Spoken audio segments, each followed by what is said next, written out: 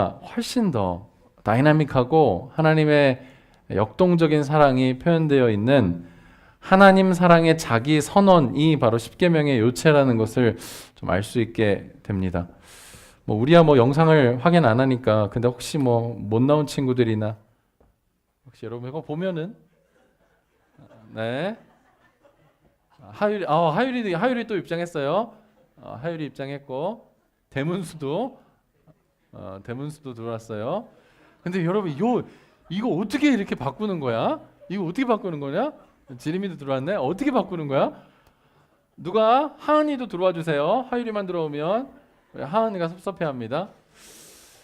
여러분 교회, 크리스찬, 그리스도인 이런 단어를 듣게 되면 여러분에게 먼저 떠오르는 것은 어떤 이미지와 어떤 생각들인가요? 혹은 이렇게 생각해 볼 수 있을 것 같아요. 목사님 혹은 신학생 어떤 게 떠오르나요, 여러분? 제가 생각할 때 그렇게 긍정적이고 밝고 유쾌한 분위기는 아닌 것 같아요. 저희 20대 때 신학생이라는 신분으로 살아갈 때 그 신학생으로 살아간다는 게 얼마나 핸디캡인지 몰라요. 제일 핸디캡은 뭐였냐면 대학생의 가장 결정의 문화가 뭐죠? 요즘엔 대학생 스펙 쌓느라고 미팅도 안 하죠. 하는 것 같으네. 아주 활발하게 하는 것 같으네. 근데 어디 나가든지 간에 뭐 그렇다고 많이 나가본 것도 아니지만 신학생이에요. 어디 다녀요? 그게 그렇게 부담될 것처럼 스스로가 생각을 해서 잘 나가지도 못했죠. 크리스찬, 기독교 하면 우리가 먼저 생각하는 것은 하지 말아야 될 것들이 너무 많고 또 해야 될 것들도 너무 많고 또 그 안에서 굴레가 씌워져 있고 그 굴레에 씌워져 있는 것에 의해 굉장히 불편하고 그리고 자유롭게 살 수 없는 사람들의 삶의 모습을 크리스찬의 삶의 모습이라고 생각하기가 쉽습니다. 오늘 그 굴레를 씌우는 것의 대명사가 뭐냐면 영원 불멸한 하나님이 직접 손으로 써주신 십계명이 아닐까라는 생각을 해보게 되었어요. 그래서 여러분 이 12월의 마지막 주제의 십계명을 잡게 되면 여러분 굉장히 불편할 것 같다라고 생각이 들었지만 전혀 그렇지 않습니다. 왜 그렇지 않은지에 대해서는 같이 한번 계속 나누어 보도록 하고요. 여러분 십계명을 시작할 때 여러분이 전제로 알아야 될 두 가지가 있어요. 그래서 그 두 가지를 먼저 이야기를 하고 십계명의 본론인 오늘 1계명, 2계명, 3계명까지 함께 다루어 보도록 하겠습니다. 여러분 전제로 첫 번째는요. 십계명이라고 하면 여러분 구원과 직속되어서 계명을 지키고 그리고 당시 하나님이 주신 그 계명대로 살았을 때의 구원을 얻을 수 있다라고 생각하는 사람들이 종종 있어요. 이 생각을 조금 더 확장시켜 보자면 구약의 백성들은 율법을 지키면서 구원을 받았고 신약의 백성들은 예수님을 믿으면서 구원을 받는다라고 생각을 하는 거죠. 근데 여러분 진리라는 건 동서고금을 막론하고 변하지 않아야 돼요. 어제는 진리였다가 오늘은 아니고 혹은 한국에서는 진리였는데 독일에서는 진리가 아니고 이런 것들은 진리라고 말할 수 없어요. 그냥 그 시대와 그 사회를 규정짓는 규칙 정도라고 말할 수 있겠죠. 하지만 여러분 우리가 예수님을 믿고 구원받는 건 진리예요. 그렇죠? 이 진리이기 때문에 동서고금을 막론하고 한 가지여야만 맞는 것 아닙니까?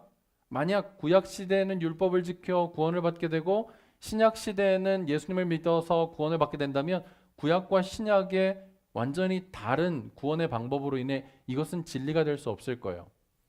그렇다면 구약 시대에는 어떻게 구원을 받았을까요? 여러분 한 가지만 생각해 보면 쉽게 접근해 볼 수 있는데 제사 제도입니다. 시간이 길지 않기 때문에 제사 제도에 대해서 구체적으로 여러분에게 말씀드리기는 어렵지만 제사 제도의 가장 하이라이트는 뭐냐면 바로 제물을 잡는 시간이에요. 산제물. 우리 전도사님도 들어오셨어요. 감사합니다. 이사무엘 전도사님. 저 처음에 사역할 때 제 바로 위에 계시던 사수 목사님 이름이 이사무엘 목사님이셨어요. 그래서 불편해요. 여러분 구약의 제사 제도의 하이라이트는 제물을 잡는 것인데 많이들 오해하는 게 제물을 제사장이 잡아준다라고 생각을 하지만 그렇지 않습니다. 여러분, 구약의 제사의 제물은 제사를 드리는 사람이 제물을 잡아야 돼요. 그리고 그 제물을 잡을 때는 절대로 안락사를 시키지 않습니다. 그 제물이 죽기 위해서 피를 철철 흘려가면서 괴로워하고 고통스러워하는 그 모습을 바라보며 제물을 드리는 사람은 어떤 생각을 했냐면 내 죄 때문에 이 제물이 죽어가는구나라는 생각을 했어요. 내가 저렇게 마땅히 죽어야 하는데 나 때문에 누군가의 동물이 혹은 누군가가 저렇게 죽겠구나라는 생각을 했어요. 그리고 그들의 마음속에는 무엇이 있었냐면 메시아라는 존재가 있었습니다. 그 메시아가 나의 죄 때문에 나의 죄로 인하여서 이 제물처럼 죽어갈 것이다. 그러니 구약의 백성들은 오실 예수님을 믿고 구원을 받은 것이고 신약의 백성들은 당연히 십자가상에서 돌아가신 오신 예수님을 믿고 구원을 받게 된 것이죠.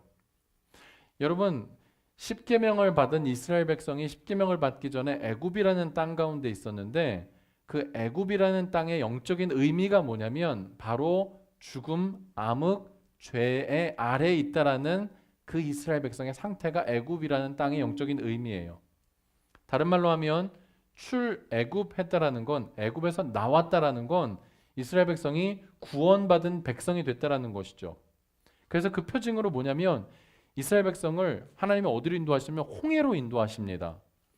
홍해에서 약 200만 명이나 되는 백성들이 이집트 쪽에서 가나안 땅을 향하여 홍해를 건너가는데 고린도전서 10장 1절과 2절을 보면 그 홍해를 건넌 사건을 뭐라고 말하냐면 바람과 구름 사이에서 바닷가에서 세례를 받았다 그렇게 표현하고 있어요. 여러분, 세례의 뜻이 무엇입니까? 내가 물 아래 완전히 잠겼을 때에는 내가 이전의 나의 모습은 죽었고 그리고 물 밖으로 다시 나왔을 때에는 내가 새로운 사람이 되었다라는 뜻의 의미로 세례를 받는 것이에요. 그러니 이스라엘 백성은 이미 십계명을 받기 이전에 출애굽을 했고 세례를 받았기 때문에 구원받은 백성이라는 것이죠. 그래서 율법을 통하여서 율법을 지키면서 우리가 구원받을 수 있다는 생각은 틀린 생각이에요. 여러분, 그럼 왜 하나님이 십계명을 이스라엘 백성들에게 주셨을까요? 그 수많은 율례들을 왜 이스라엘 백성들에게 주셨을까요? 간단합니다. 하나님과 이스라엘 백성 사이에 관계성이 생겨나고 사랑이 싹텄기 때문이에요. 여러분, 누군가를 좋아해 본 적이 있나요? 누군가에게 관심이 있어 본 I'm Groot는 누구야? I'm Groot. I'm Groot도 입장하셨어요? 내가 예상하건대 I'm Groot는 앞으로 무슨 말이 나오든지 I'm Groot만 쓰게 될 거예요. 또 이 말 듣고 또 안 나는 소문수. 여기 얼굴이 있어. 얼굴이 있어요. 추적해가지고 끝까지 찾아낼 거야. 여러분, 누군가에게 관심이 생기고 누군가가 좋아지게 되면은요, 여러분 그 사람이 원하는 것을 어떻게 하고 싶어요? 맞추고 싶어요. 하고 싶어요. 그가 좋아하는 일을 내가 함을 통하여서 내가 그가 좋아하는 일을 하고 있다라는 것을 그가 바라보며 흐뭇해하는 것을 보고 싶다라는 것이죠. 그게 좋아하는 거예요. 그게 사랑하는 거예요. 그게 내 마음속에서 저 사람을 점점점 품어가고 있다라는 것이에요. 시도 때도 없이 그 사람의 생각이 떠올라요. 여러분, 처음 당구를 배우면 딱 잠을 잘 때 딱 누우면 천장에 사각형이 당구대가 돼요. 그래서 공 4개, 공 3개가 막 움직여요. 근데 사랑하게 되면 그 천장에 그 사람 얼굴이 떠올라요. 한 번도 경험을 못 해본 사람들은 굉장히 불행한 사람들이에요. 여러분, 누군가 내 마음속에 들어오면은요, 문득문득 맛있는 걸 먹을 때 그 사람 얼굴이 떠올라요. 여러분, 누군가를 사랑하게 되면요, 굉장히 좋은 장소를 봤을 때 그 사람 얼굴이 떠올라요. 그래서 꼭 무슨 생각이 드냐면 나 이 음식 꼭 그 사람하고 같이 먹어봐야지. 나 여기 꼭 그 사람하고 다시 와봐야지. 그래놓고서 다른 사람하고 또 오죠. 여러분, 사랑하게 되고 좋아하게 되면은요, 서로에게 관계의 끈이 연결이 되는 것이고 그걸 통해서 뭐가 되냐면 서로가 서로에게 대하여서 뭔가를 요청하게 되고 구속하게 된다는 것이죠. 그래서 여러분, 이사야서 43장 1절을 보면 사랑의 굉장히 중요한 속성 하나가 나오는데 이렇게 표현되어 있습니다. 야곱아 너를 창조하신 여호와께서 지금 말씀하시느니라. 이스라엘아 너를 지으신 이가 말씀하시느니라. 너는 두려워하지 말라. 내가 너를 구속하였고 내가 너를 지명하여 불렀나니 너는 내 것이라. 이게 사랑의 속성이에요. 나만 바라봐줬으면 좋겠어요. 내 것이 되었으면 좋겠다라는 것이죠. 여러분 왜 사겨요? 제가 그렇게 말하죠. 24살 전까지는 사귀지 말라고. 그렇게 말하죠. 왜 사겨요? 나만 바라봐줬으면 좋겠거든. 사귄다라는 그 구속의 끈으로 말미암아 내가 그 사람을 구속해버리고 싶거든. 근데 나는 그렇게 구속당하고 싶은데 구속을 안 해주네. 아무도. 그런 사람들도 있죠. 사랑에 갈구한 사람들이에요. 사랑에 목마른 사람들이에요. 하나님은요 이스라엘 백성을 너무너무 사랑하셨어요. 그래서 뭐 하고 싶었냐? 그의 이름을 부르고 그를 구속하고 싶었어요. 너는 내 거야 라고 말하고 싶었다라는 것이죠. 그런데 하나님의 속성상 하나님은 거룩하신 분이에요. 그래서 거룩하지 않은 것과는 짝할 수가 없어요.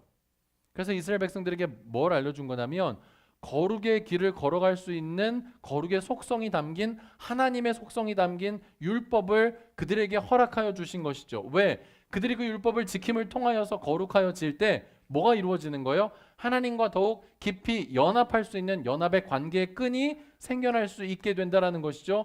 그러니 여러분 율법의 기본 정신은 무엇입니까? 사랑이에요.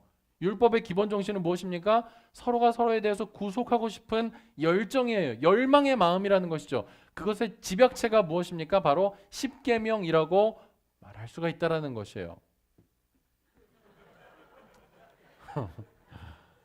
나만 바라봐. 좋아요. 잘 달리고 있습니다. 주여. 주여. 좋습니다. 이게요, 여러분 처음 올리기가 힘들어서 그렇지 한두 번 올리잖아요. 용기가 생겨요. 그래서 이렇게 막 올릴 수 있는 거예요. 암그루트. 좋아요. 아빠도 나만 바라봐. 저는 아들만 바라봅니다. 근데 사실은 아들보다 하은이를 더 사랑해요. 편애해요. 대놓고 편애합니다. 그래서 여러분 이 사랑의 기본 정신을 깔고 우리가 1계명으로 들어가 보도록 하겠습니다. 여러분 1계명이 무엇이지요? 너는 나 외에는 다른 신들을 내게 두지 말라가 1계명입니다. 근데 여러분 1계명이 우리가 굉장히 많이 오해하는 부분들이 있어요. 우리는 어디에 더 초점을 맞추고 있냐면 너는 다른 신들을 내게 두지 말라. 그러면서 우리가 어떻게 기도하냐면 하나님 우리 마음에 너무나 많은 다른 신들이 있습니다. 하나님 우리에게 있는 그 다른 신들을 제거하여 주십시오. 하나님 저는 이런 신들에게 끌려가고 싶지 않은데 하면서 다른 신을 두지 말라는 것에 우리가 굉장히 많은 포커스를 집중하지만 사실 1계명이 가지고 있는데 더 집중하면서 바라봐야 될 것은 뭐냐면 이 내용이에요. 너는 나 외에는 이런 뜻입니다. 이거는요 창조주 하나님 외에는 다른 신이 없다. 다른 모든 것들은 다 우상이다. 이런 개념보다 알파님이라는 뜻은 뭐냐면 알은 뭐냐면 뭐뭐 앞에서라는 뜻이고요. 파님은 얼굴이라는 뜻인데 하나님 얼굴 앞에서라는 뜻이에요. 그 말은 무슨 말이냐면 하나님의 얼굴과 나의 얼굴 그 사이 하나님의 얼굴 앞에 어떠한 것도 가로막혀 있으면 안 된다라는 뜻이죠. 하나님과 우리 사이에 어떠한 것도 가로막아서는 안 된다라는 그런 뜻이에요. 다른 말로 하면 우리 안에 있는 다른 신들에게 제거하고자 하는 그런 초점보다도 너는 나만 바라봐. 어디 갔어?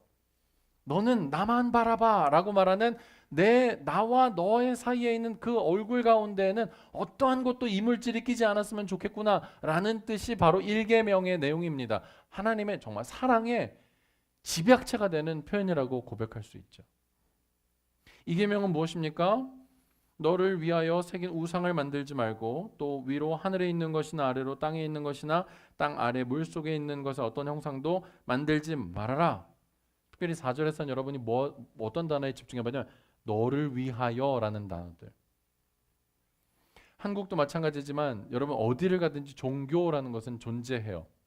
근데 그 종교의 존재 이유와 목적은 무엇인지 아십니까? 나를 위해서예요. 나를 위해서. 새길 우상을 만드는 것도 무엇입니까? 나를 위해서예요.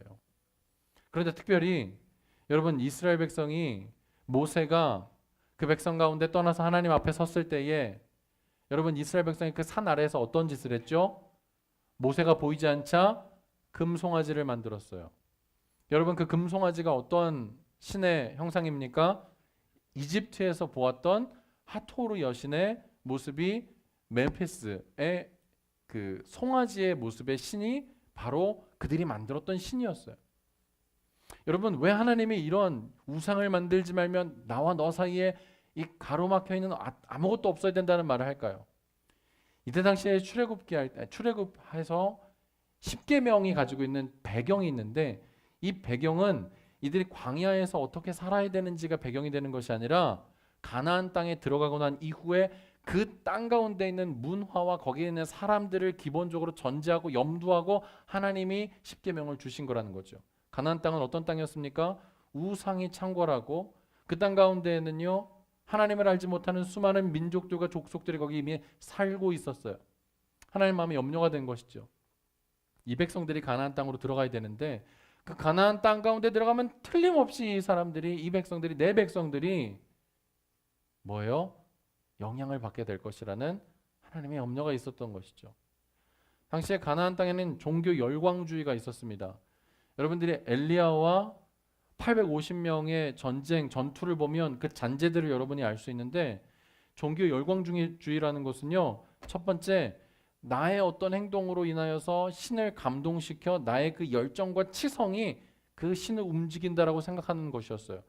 심지어는 그 치성을 드리기 위해서 어떠한 짓까지 했냐면 자기의 자식을 바치는 인신 제사까지도 불사했던 곳이 가나안 땅이었습니다. 수많은 우상들이 사는 땅이었어요. 그런데 특별히 하나님이 제2계명 가운데 원하시는 건 뭐냐면 나를 형상화하지 말아라 라는 뜻이에요. 이스라엘 백성이 만들었던 그 송아지 신은요, 이집트에서 보긴 보았지만 하토르 여신을 만든 게 아니었어요. 여호와 하나님을 만든 것이었어요. 하나님이 너희를 여기까지 인도하신 하나님의 형상이다라고 만든 그 신의 모습이었습니다. 하나님은요, 절대로 형상으로 이스라엘 백성을 만나신 적이 없어요. 소리와 말씀으로 만나 주셨죠.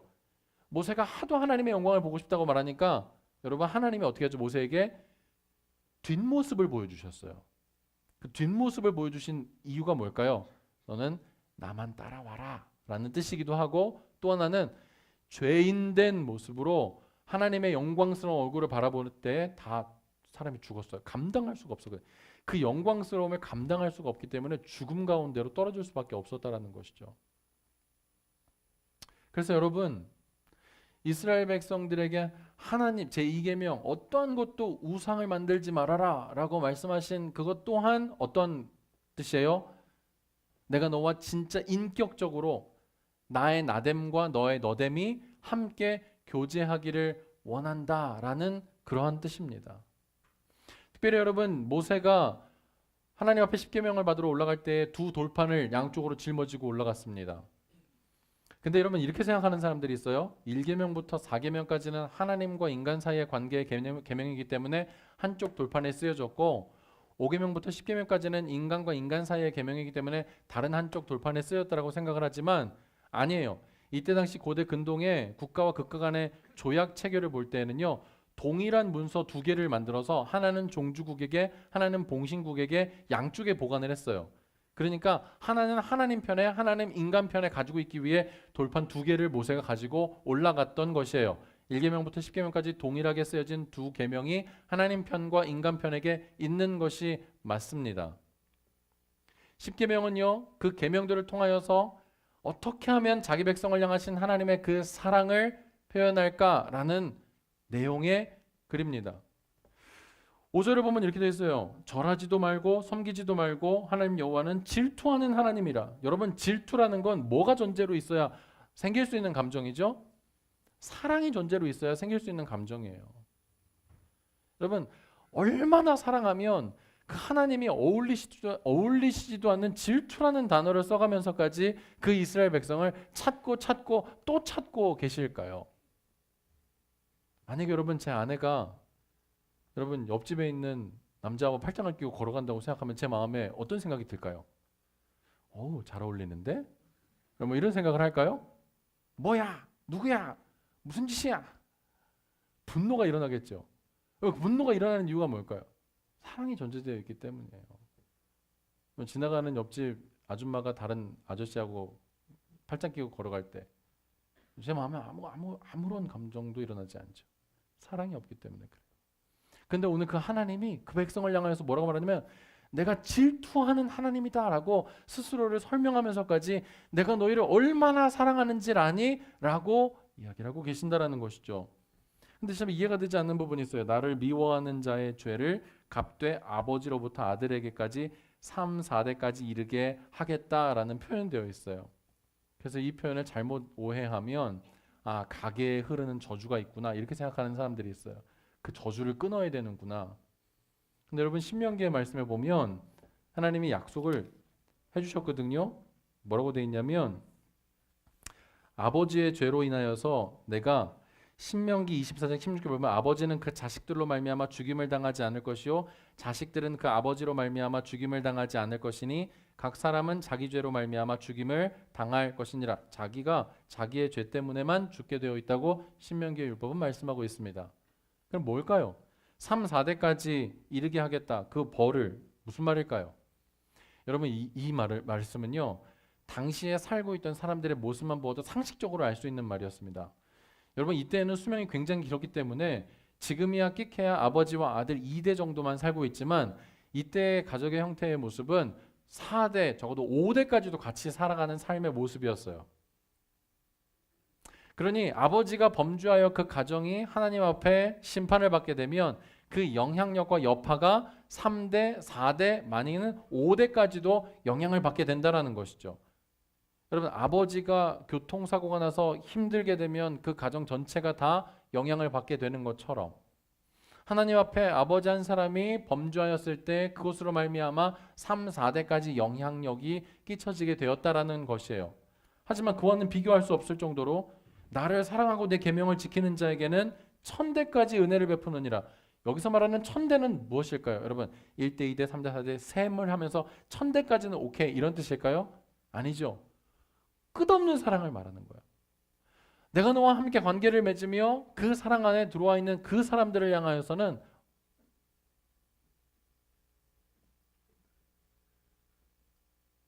그렇지 적당히 하자 친구야. 끝없는 사랑으로 찾아와 주시고 관계 맺어 주신다라는 것을 성경이 우리에게 이야기하고 있다는 것입니다. 마지막이에요. 7절입니다. 오늘 우리가 살펴본 세 번째 계명 너는 내 하나님의 여호와의 이름을 망령되게 부르지 말아라. 여기서 망령되게 부르다라는 말은요. 헛되이 부른다라는 뜻이에요. 헛되이 부른다. 종교 열광주의의 특징 중에 하나가 뭐냐면 동일하게 신들을 만들어 놓고 그 신의 이름을 동일하게 계속해서 반복해서 부르는 것을 통하여서 자기의 치성이 하나님께 자기 치성이 자기가 섬기는 신에게 전달된다라고 생각을 했어요. 근데 이스라엘 백성들이 꼭 들어가면 하나님의 이름을 부를 때 어떻게 부르냐 그렇게 부르고 있을지 모른다고 생각을 한 거죠. 하나님은 인격과 인격이 만나 눈을 마주치며 뺨을 부딪히고 마음과 마음의 온기를 나누면서 함께 사랑하기를 원하였는데 자칫하다가는 그 백성들이 이름만을 부르며 치성을 드리고 지성이면 감천이라고 내가 인격적인 교제를 하지 않은 상태에서도 내가 원하는 어떤 것을 얻어내기 위해 그 신 앞에 나가는 그 모습으로 나올 수 있겠다라는 생각을 하게 된 것이죠. 그래서 여러분 하나님은 그러한 모습으로 그러한 이름을 형태로 자기를 불리워지고 싶지 않으셨던 거예요. 오늘 1계명, 2계명, 3계명을 우리가 엑기스만 이렇게 좀 살펴보았지만 더 깊이 있게 나누어 보아도 여러분 우리가 만날 수 있는 마지막 정착지는 어디냐면 바로 하나님 사랑의 자기 선언입니다. 생각해 보십시다. 우리가 그런 하나님의 사랑을 받을 만한 존재들인가요? 우리가 그 율법을 받았을 때 하나님이 그 율법을 우리에게 주셨을 때 하나님은 우리에게 진짜 너희가 이 율법을 다 지키는 것을 통하여서 내가 너와 함께 교제하기를 원한다라는 그런 마음으로 우리에게 율법을 주셨겠지만 우리 편에서 바라볼 때 우리는 그 율법을 다 지킬 수 있는 실력이 있었던가요? 출애굽기 19장에 보면 이스라엘 백성들이 하나님의 그 말씀 앞에 뭐라고 반응하냐면 다 백성들이 일어나서 우리가 그 말씀 다 지킬게요. 우리가 그 말씀 다 행하겠습니다. 제가 읽어드릴까요? 출애굽기 19장 5절에서 8절을 보면 세계가 다 내게 속하였나니 너희가 내 말을 잘 듣고 내 언약을 지키면 너희는 모든 민족 중에서 내 소유가 되겠고 너희가 내게 대하여 제사장 나라가 되며 거룩한 백성이 되리라. 너는 이 말을 이스라엘 자손에게 전할지니라. 모세가 내려와서 백성의 장로들을 불러 여호와께서 자기에게 명령하신 그 모든 말씀을 그들 앞에 진술하니 백성이 일제히 응답하여 이르되 여호와께서 명령하신 대로 우리가 다 행하리이다. 우리가 다 지킬게요. 우리가 다 행할게요. 우리가 하나도 남김없이 하나님의 뜻을 행하겠습니다. 라고 고백하고 난 이후에 이 백성의 모습이 어땠냐라는 것이죠. 율법이 우리에게 있어서 지켜낼 수 있는, 하나님의 계명이 우리에게 있어서 지켜낼 수 있는 영역이 아니라는 걸 우리는 만나게 된다라는 거예요. 우리의 연약함의 그 실존 앞에서 한없이 낮아지고 한없이 하나님과 우리 사이에 가로막고 있는 수많은 우상들의 모습들이 우리는 율법 가운데 온전하게 나갈 수 없는 존재라는 것을 깨닫게 한다라는 거예요. 우리가 그만큼 형편없는 자라는 것을 폭로하는 자리가 어떤 자리냐면 바로 이 십계명의 자리라는 것이죠. 하루에도 몇 번씩, 수십 번씩, 수백 번씩 우리는 하나님과 우리 사이의 얼굴 가운데 아무것도 둘 수 없는 존재라는 것을 발견하게 될 것입니다. 우리는 우리 마음 가운데 우리를 위해서라면 어떠한 것이라도 불사하는, 아니 더 정직하게 얘기하면 돈을 위해서라면 어떠한 짓이라도 불사할 수 있는 그러한 준비태세를 갖추고 있는 게 우리의 모습이에요. 더 나아가서는 우리의 유익을 위해서라면 하나님의 이름을 부르는 정도가 아니라 팔아먹을 준비를 하고 있는 존재가 바로 저와 여러분이라는 것이죠. 그런 우리를 향하여서 율법을 주신 이유가 뭐냐면 하나님은 이 과정을 통하여서 너희들은 지킬 수 없는 존재 가운데 있을 수 있으나 내가 지킬 거야. 내가 지켜낼 거야. 너희들은 너희의 죄 때문에 죽을 수밖에 없는 모습이지만 죄 없는 내가 내려가서 너희들의 그 연약함을 담당해 주며 너와 내가 인격적으로 교제하고 만날 수 있는 그 길을 내가 열어낼 거야. 너희가 지금 무슨 말을 하는지 알지 못하지만 나는 정확하고 분명하게 알면서 너희들에게 이 계명을 주고 있는 것이야 라고 하나님이 우리에게 자기 사랑의 선언을 하고 계신다는 것이에요. 사랑하는 여러분, 오늘 시간에 여러분에게 그래서 한 가지 질문만 좀 던져보고 그것을 가지고 같이 좀 이야기를 나누며 은혜를 좀 구했으면 좋겠어요. 여러분 정직하게 한번 카톡으로 한번 주실래요? 우리 안에 이 시대에 있는 하나님과 우리 사이를 가로막고 있는 우상은 뭐가 있을까요?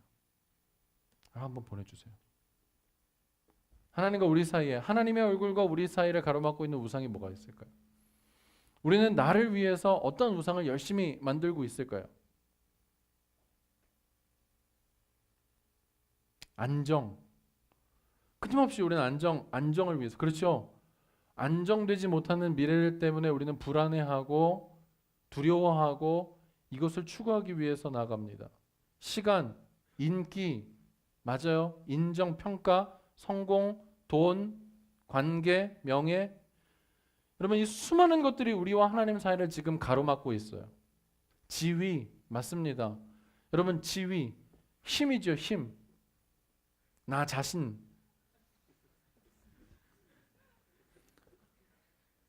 제가 맡고 있어요? 제가 맡고 있어요, 여러분? 여러분과 하나님 사이를 제가 맡고 있어요? 친구, 맞아요. 친구 때문에 하나님 얼굴 제대로 바라보지 못합니다. 어떤 때는요, 친구의 요청이 하나님의 요청보다 훨씬 더 크게 들릴 때가 있는 것 같아요. 누구나 인정할 만한 스펙, 타인의 시선, 대학. 여러분 이 모든 것들이 여러분 하나님과 우리 사이를 막고 있어요. 중요하지 않다라고 말하고 싶지 않아요. 여러분 이런 모든 것들이 중요해요. 여러분 이런 것들에 대해서 무가치하게 생각하며 중요하지 않다라고 여러분 생각한다면 더 이상 우리는 살 이유가 없는 것이죠. 전도서에요. 여러분 우리의 삶은 하나님이 주신 선물이라고 되어 있어요. 여러분 이런 것들 중요해요. 심지어 그루트도 중요해요. 중요해요. 여러분 이것 가운데 우리가 무념무상으로 이것들에 우리가 집착하지 않는 삶을 위해 해탈하는 것이 기독교가 아니에요. 중요해요. 매우 중요합니다. 상당히 중요해요. 하나님이 우리의 삶을 주셨기 때문에 이러한 것들도 하나님이 주신 것이라고 생각할 수 있다는 것이죠. 하나 이러한 것들이 하나님과 우리 사이를 뭐 할 수 없는 거예요? 가로막을 수 없는 거예요. 가로막을 수 없는 거예요. 지난주에 한 친구가 제 자리로 찾아왔어요. 목사님, 왜? 성적표가 나왔어요. 알아. 점점점 한동안 말을 할 수가 없어요. 한동안. 그러더니 여러분 닭똥 같은 눈물을 뚝뚝 흘리면서 저한테 한마디 하더라고요. 목사님, 왜? 죽고 싶어요.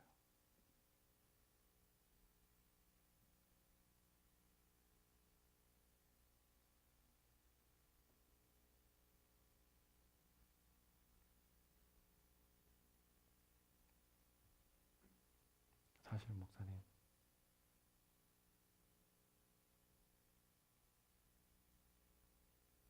아파트 옥상에서 오는 길이에요.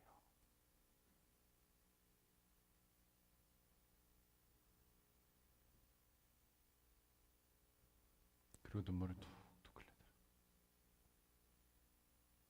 남자예요. 찔러도 피 한 방울 안 나올 것 같은 남자예요. 가로막고 있다는 게 뭘까요? 가로막고 있다는 게 뭘까요? 여러분, 이런 것들이 우리에게 중요합니다.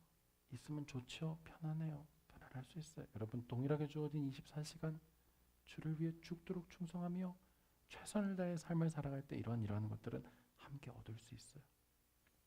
얻지 못할 수도 있고요. 하지만 진짜 중요한 게 뭘까요? 오늘 하나님이 우리에게 주시는 그 사랑의 자기 선언. 여러분, 그 하나님의 사랑의 자기 선언에 우리의 인생에 한번 부딪히게 될 때, 그 하나님의 우리를 향하신 지고하시고도 무한하신 그 사랑 앞에 우리가 부딪히게 될 때, 우리는 삶의 새로운 영역들이 열리게 될 줄로 믿습니다. 근데 왜 우리가 안 될까요? 왜 우리가 그 하나님의 사랑에 부딪히지 않을까요? 우리는 하나님 앞에 전부를 드리지 않기 때문입니다. 사랑은요, 속성상 전부 아니면 전무예요. 다시요. 사랑은요, 속성상 전부가 아니면 전무예요. 난 이 사람한테 한 90%만 사랑, 여보, 내가 당신을 95% 사랑하는 거 알지? 하지만 난 옆집 여자를 5% 사랑해. 여러분, 이게 말이나 돼요? 이게 말이 되는 거예요? 여러분, 그래도 여보, 당신은 그래도 굉장히 럭키해. 내가 당신을 95%나 사랑하고 있잖아. 여러분이 들어도 웃기죠. 하나님, 전 하나님이요, 그래도 98% 사랑해요. 대신 2%만 저 좀 자유롭게 놔주세요. 2%만. 에이, 2% 정도는 할 수 있잖아요, 하나님. 하나님은 우리에게 생명을 주시고 목숨을 주셨는데, 그러니 여러분, 하나님은 우리에게 이런 사랑을 요청하시고 요구하시는 게 맞다라는 것이에요. 말씀을 맺겠습니다. 여러분, 지난 우리 글로리 페스티벌 때 여러분에게 제가 이런 말씀 나누었어요. 베드로 앞에 예수님이 찾아오셔서 베드로야, 내가 나를 사랑하느냐 몇 번 물어보시죠? 몇 번 물어보시죠? 3번 물어보시죠. 신학적인 여러 가지 의미들이 있고 성경적인 여러 가지 의미들이 있지만, 저는 여러분 어느 순간인가 제가 부모가 되고 난 이후에 그 예수님이 왜 베드로에게 제차 3차 베드로야 네가 나를 사랑하느냐라고 묻는 것이 어느 순간 제 마음속에 확 들어왔던 적이 있어요.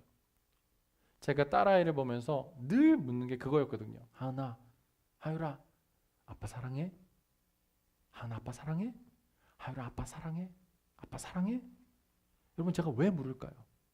아빠 사랑해. 이 대답을 듣고 싶어서가 아니에요. 여러분, 이미 제 마음 가운데 그를 향한 사랑이 가득 차 있었기 때문에 그걸 주체할 수가 없어서 그렇게 물어보는 거예요.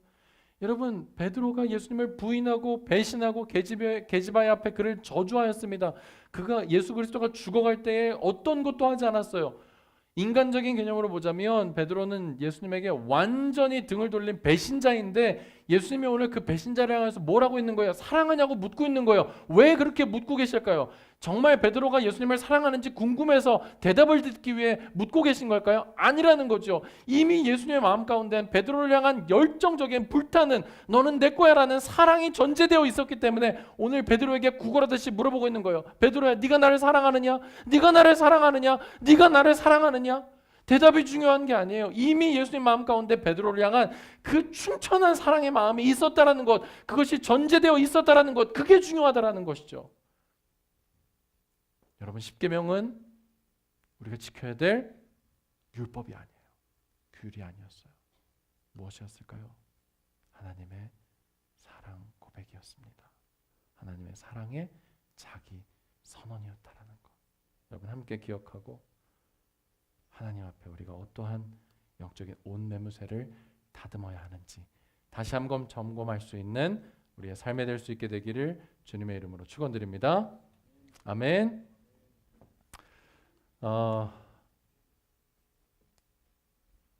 나만 바라봐 끝나고 저한테 오세요. 나만 바라봐 끝나고 저한테 오세요. 알겠죠? 선물 드릴게요. 선물과 함께 진하게 기도해 드릴게요. 진짜 감사합니다. 자, 우리 시간에 같이 한번 기도할게요.